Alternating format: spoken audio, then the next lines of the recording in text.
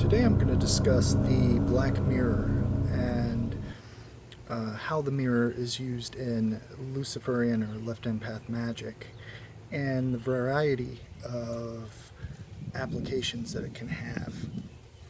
Now, to understand the art of scrying, it's important to understand that scrying is an art which is as old as some of the earliest recording magical practices from not only some of the Mesopotamians, but Greek, Egyptian, and well into the medieval period, and actually flourishing at that time. Some of the famous magicians of history, such as John Dee, Edward Kelly, and many others utilize scrying in their practices. It also has a foundation in some parts of India, and all the way into, the Celtic practices, and Norse as well. So scrying, from the old word to descry, which means to reveal, is a process that requires dedication and discipline to be able to focus and meditate and visualize the actual symbol. The actual symbol being the mirror with what you're wanting to understand or know, or what you want to speak to. One of the greatest misconceptions is that people tend to think that your scrying tool has to be a certain type of glass, or something like obsidian, or something like that, but it actually does not have to be. I've over the years had many successful sessions using glass, also a painted black glass that I used to carry, a small one, for traveling, walking, when you don't require, when you can't just carry one around. Recently I started to use an acrylic black mirror, which you might say, oh, acrylic, that's not, something that's sacred and so forth, but actually it works quite well. The key to successful scrying, divination, and working with the black mirror is that your entire basis is based on your ability to utilize imagination, will, desire, belief. Now, basic black mirror practices involve you getting into attaining a mirror that is suitable for you, or reflective surface. It can have any decorations on it that are useful or that inspire you or your type of practice. And you may center it on an altar, or put it up in an area that you have some quiet space to do that. The key significance, obviously, is your ability to trust your instincts and your imagination. This is very important. Now, let's start with some basic scrying concepts. In working with tarot, you could take a specific card that relates to some aspect that you're trying to reach. So, first, basic divination techniques. Get your black mirror, light your incense, keep your chamber dark when you're doing the working, and don't stand the black mirror up directly to where you're just staring in it. Try to move it at an angle that you can gaze into it, and that nothing necessarily is reflecting at that moment. For some workings you can stare directly into the mirror, but initially scrying off of it is important. Now let's look at some examples of a black mirror and the types that can easily be obtained today. Now, these are types of mirrors that you can use, and like I said before, you can use pretty much any that you're looking to do. This one is the most common. This is just an acrylic black mirror. It's about 8 inches, and it's very light.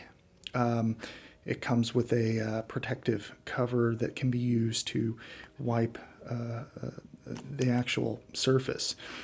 This one is the most common that can be used. You can also get these in glass. If the moon is something of importance, if you work with Hecate a lot, Diana, Artemis, or the Watcher, Serial, who teaches the course of the moon and is a kind of patron spirit of the moon, or the Mesopotamian Babylonian Sin. These are all, this one would be significant. It has the cycle around it. If Egyptian scrying, or if it's something you have an affinity to with the Eye of Horus, or the concept of apotheosis, whatever your flavor is for that. And then you have the third eye, which is more or less relating to the Ajna chakra. Also that of the fire, the black flame, and your psychic facilities, the kind of direct gateway into the spiritual. These are all types that you could use depending on what you're interested in. Now, this particular one we're going to put up, and this relates to a basic altar form, as I mentioned before. Now I have it over a very small triangle of evocation with Azazel. And this particular setup is used for some types of Goetic workings, to evoke a spirit and to really direct and guide that spiritual energy. You're not required to do that in Goetic sorcery, but it is an avenue to explore.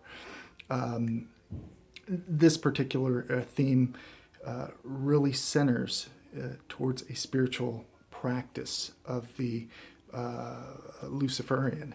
Now, the first type of working to start with in divination is really to scry and get comfortable with the mirror and what you're doing. So let's explore how to actually do that in some basic steps.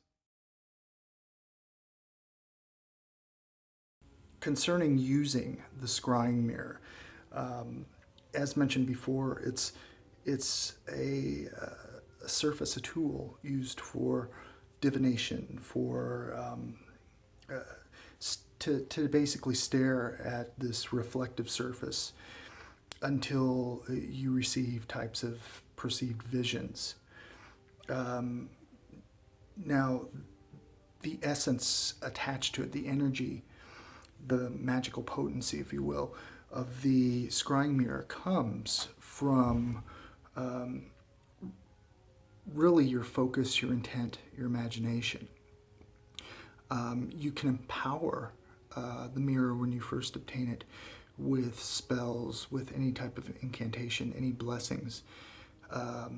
Any of these things can be utilized in that way to good effect.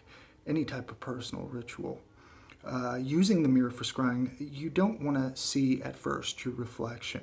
Really, the aim is to adjust it and shift the angle to where you can look into the mirror from an angle and start to see, to make it conducive to see and have visions appear, etc. Look into the depths, for instance, of like a mirror as you would a bowl of water. If you were doing a type of water scrying, you'll see perhaps colors, you'll see images come to you.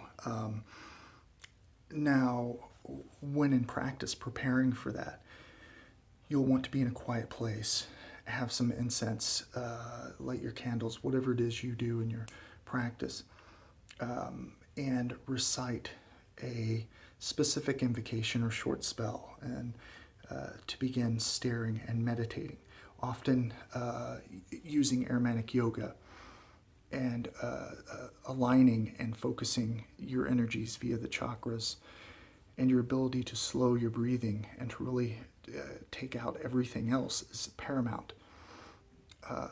And focus into the mirror. You can do that for a period of time, and you're going to slowly start to have things that you recognize that appear to you. It's important early on not to get overly emotional about it, just to let it, through practice, kind of develop. If you're doing scrying work for, let's say, your magical initiation, then doing a self-dedication, a self-initiatory ritual, one that you've chosen, whether it's for the Watchers, whether it's for your Daemon, doing the invocation while focusing on the mirror and then staring into the mirror for that time is a very useful way of starting to awaken visions, to see through that and have possibly an interaction with something you consider a spirit or something otherwise. It's a sacred tool, just as anything that you put importance into that you use. Now, as you grow more comfortable and more aligned with your practice of the scrying mirror, and you feel that you've achieved a certain level of communication or awakening of your Daemon through your initiation and using the scrying mirror, some like to use the mirror to achieve a contact with the caves or spirits of Lilith. Those are night spirits. They're related to air, to storms, also to vampirism and primal instinct, lust, desire, etc. Exploring those avenues with the proper discipline of will is a very important thing. So in doing that, you're going to open gateways. Luciferians don't fear and should not flinch in the face of that which comes to them. Embrace it as a part of yourself. And remember, if you were ever in the situation where it's you devouring or it devouring you, the thought should instantly be, you are consuming it. You are taking those attributes as a part of yourself. But primarily, you can focus on it as a type of interaction.